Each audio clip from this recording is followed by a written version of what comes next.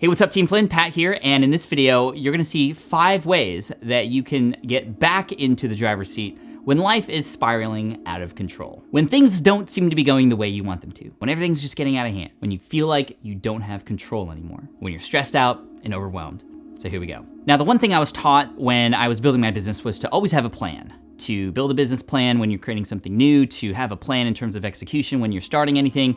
But the interesting thing I've learned about plans is that things never go according to the plan that you create. And sometimes it's as simple as, well, you have to take a day off here because of something like a family emergency, so you have to move that thing to the next week, and those little things are easy to control. But sometimes things get so out of hand that you just wanna freak out and get frustrated and walk away. So this has happened to me several times in the past before where things are just going out of control. For example, when I got let go from my architecture job. When my site was hacked back in 2013 when I was in San Francisco and the whole site was down for a whole single week. Or the time I got a cease and desist letter for my online business and I thought I had to shut everything down. Or the time I made a site design change and I lost 50% of my podcast listeners in a single day. Or the time my son was born weeks before my insurance was gonna kick in because it was a pre-existing condition and I had just started a new job, so we were not smart and we didn't have health insurance and we didn't wanna go to Cobra because it was way too expensive and all this stuff.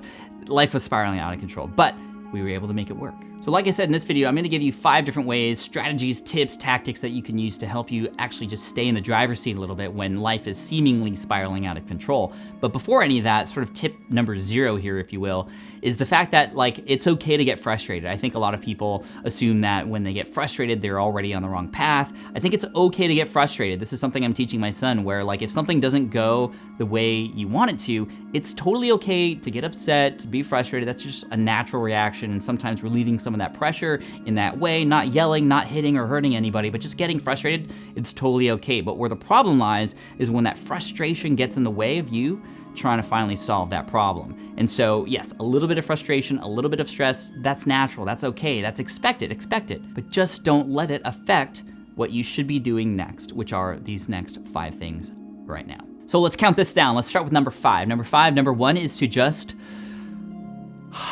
take a breath and slow down a little bit, because sometimes when we're in the middle of all this chaos, a breath can save us because we can then start to slow down. Our brain psychologically starts to spiral out of control, our heart rate is racing, and sometimes it just takes a simple breath to slow things down and realize that, well, you're probably not in any sort of immediate danger. A lot of times our brains try to think of the worst thing that's ever gonna happen, and I've done that many times before, I still do that. But when you actually slow down and think about the reality of the situation, you're probably gonna be okay in most cases for, at least the immediate time, so that you can then figure out a plan to solve that problem or to just get back in the driver's seat. So tip number 5 would be to just slow down, take a couple deep breaths so that you can assess the situation and move forward. Tip number 4 is to actually walk away from that for a little bit. Yes, it's probably the most important thing that you need to be thinking about, but a lot of times when we're in that frustrated mindset, when we have just slowed down and take a breath, it's kind of impossible for us to actually approach that problem and actually try to solve it. We need a little bit of time away from it to distract ourselves so that we can kind of come back to it in the right mindset to try and solve that problem. So walking away a little bit, and by walking away, I don't mean walk away from your problems. What I mean is literally take a walk or go read if you can, or distract yourself with a podcast or watch something on Netflix really quick, just to kind of remove yourself from that problem a little bit and just enjoy something in that moment to potentially realize that hey, the situation's probably not as bad as it may seem. When I had gotten laid off, my sort of walk away was to go and watch Back to the Future, because then I could think about, wow, I wish I had a DeLorean so I can go back and maybe pick a different job or something like that. But in reality, it just made me feel okay, well, all the world's not bad. I can escape in this little moment and then come back to it with a better headspace soon after. All right, tip number 3, and this is the thing that has helped me the most, and I'll put a link up here in the corner to a video related to creating a mastermind group. And I think it's really important to do this ahead of time before you have any sort of issues or problems, because a mastermind group, whether that's a formal mastermind group like the one that I tell you about up here in the card that you can structure and have as a formal meeting that you have with other people, other like-minded individuals who are gonna support each other and support each other's goals over time, you could do it that way, or just have a number of friends, shoulders to cry on, people that you could speak to who can help you walk through that problem and potentially see it from an outside perspective and give you some good advice that may be impossible for you to come up on your own being on the inside of that particular issue. So ideally, you'd have some people in mind that you could go to and trust and kind of use as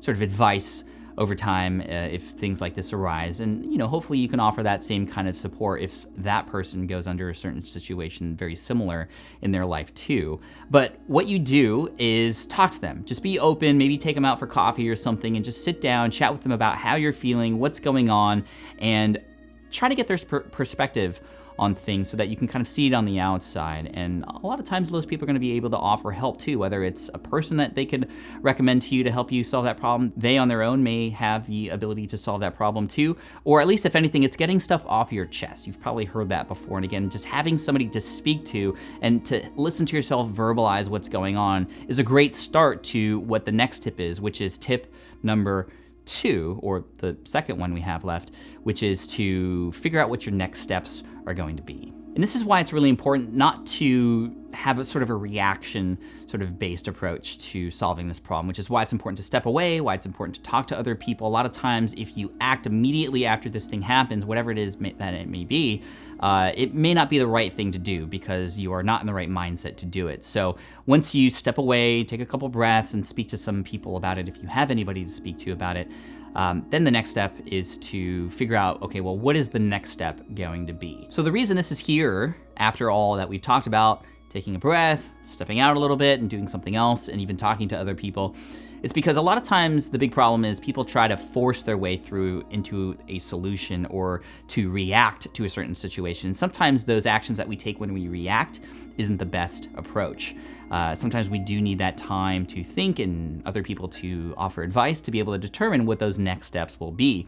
Another big problem is we want to solve the entire problem right away, and oftentimes that's not the way to solve the problem. We need to figure out, okay, what are the next steps? What's the next sort of little thing that we can accomplish to help us get to that point where we can then start to solve that problem? So an example for me was in 2013 when my website had gotten hacked.